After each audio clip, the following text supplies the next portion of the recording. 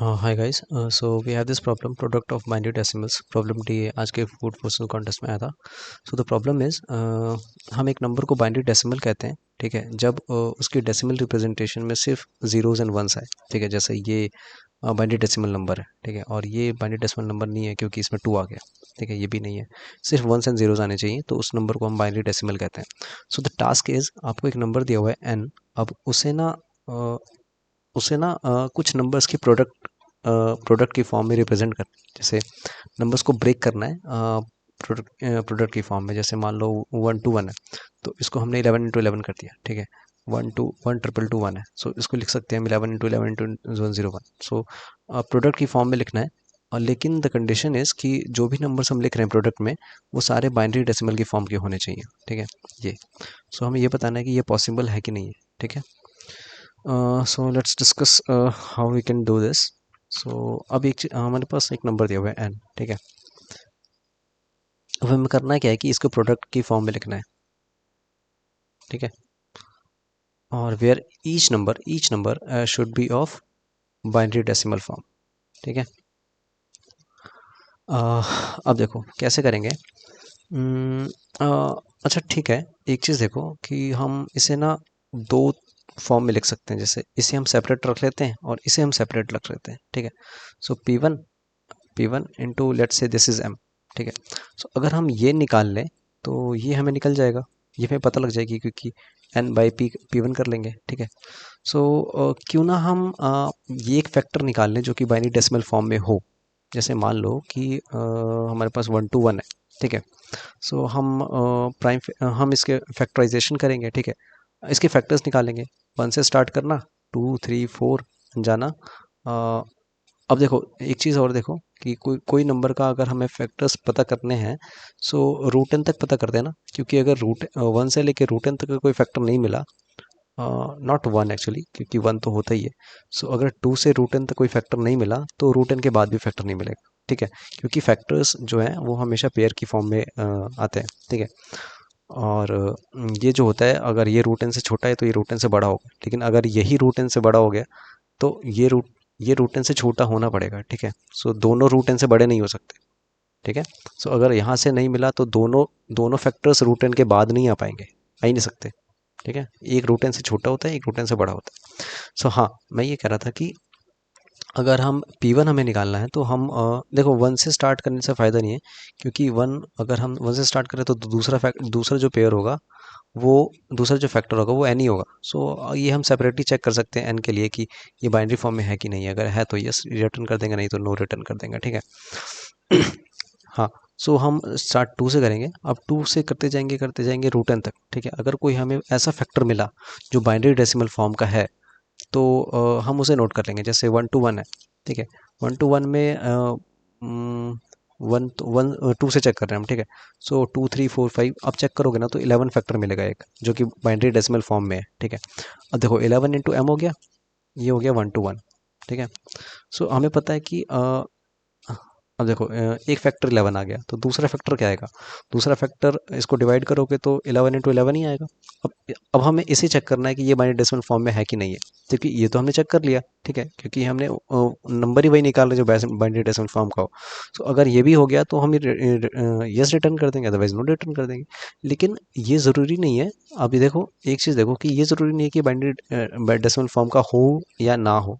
जैसे एक एग्जांपल देता हूँ आपको। जैसे 1 6 4 1 4 6 4 1 है, ठीक है।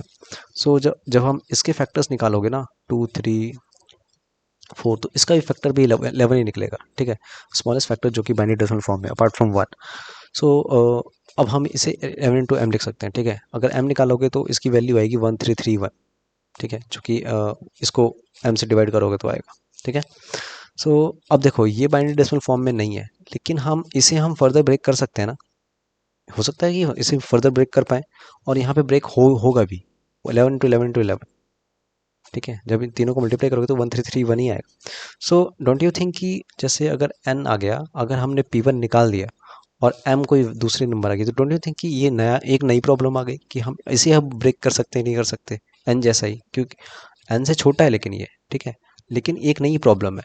सो अगर नई ऐसे, अब ये अगर अगर ये कंडीशन बनी तो हम कौन सा अप्रोच लगाते हैं, रिकर्जन लगाते हैं, ठीक है। सो ये प्रॉब्लम हम रिकर्जन सॉल्व कर सकते हैं। बस हमें करना क्या है कि हम एक ऐसा फैक्टर निकालना है जो कि बाइनरी डेसिमल फॉर्म में हो, तो दूसरा फैक्टर अपने आप निकल जाएगा। अगर दूसरा फैक्टर भी अगर बाइनरी डेसिमल फॉर्म में हुआ, अ, ऐसा नहीं है कि बाइनरी डेसिमल फॉर्म में हुआ मतलब उस उन प्रोडक्ट्स के फॉर्म में अगर हम इसे एक्सप्रेस कर पाएंगे, ठीक है, तो हम यस रिटर्न कर देंगे, अदरवाइज नो रिटर्न कर देंगे, और ये रिकर्सिवली हम कर सकते हैं। ठीक है, एक बार कोड दिखा देता हूँ आपको, ज़्यादा अच्छे समझ में आएगा। जैसे देखो, हमने किया क्या है कि यहाँ पे इनपुट लिया है, ठीक है, और ये मैंने हेल्पर फंक्शन बनाया है, यहाँ पे मैंने कॉल किया है। तो अब देखो, इसमें एंट्री करते ही मैंने ये चेक कर लिया कि ये बाइनरी फॉर्म में है कि नहीं। बाइनरी फॉर्म में चेक करने के लिए कुछ नहीं है, हर डिजिट को चेक कर, हर डिजिट के लिए मैं ये देख रहा हूँ कि अगर वो 0 या 1 में से कुछ और डिजिट हुआ तो मैं वहीं पे फॉल्स रिटर्न कर दूंगा, अदरवाइज सारे डिजिट चेक करने के बाद ट्रू रिटर्न कर दूंगा। ठीक है। सो अगर एन ही अगर बाइनरी फॉर्म में हो गया, जैसे ये था, मान लो कि मैं 11 को ही चेक कर रहा हूँ, ठीक है।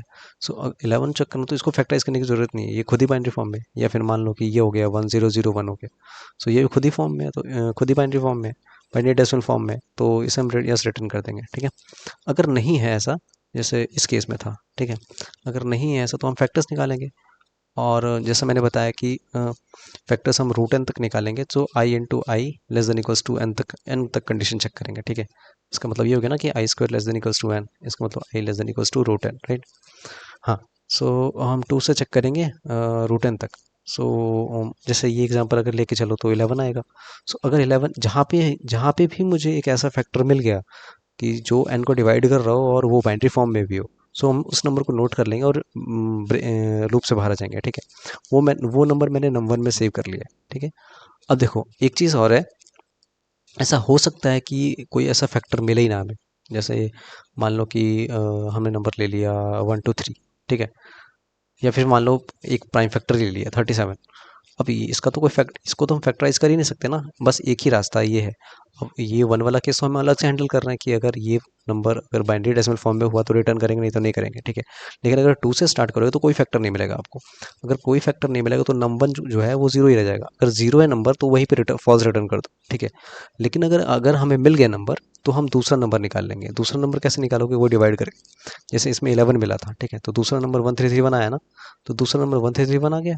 अब मैंने क्या किया कि ये हेल्पर फंक्शन दोबारा मैंने कॉल कर दिया उस छोटे इनपुट पे 1331 पे, कि आप ये करके ला दो, तो रिकर्जन करके ला देगा। ठीक है, यही तो हाइपोथेसिस होता है रिकर्जन में।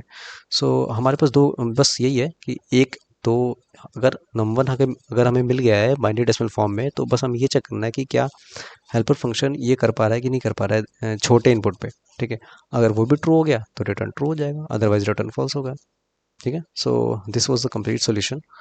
एक बार खुद से ट्राई करना, ज़रूर हो जाएगा। ठीक है, अगर कोई प्रॉब्लम है तो आप मुझे एक बार कमेंट में कमेंट कर दो, मैं देख लूँगा। ठीक है, ओके, थैंक यू।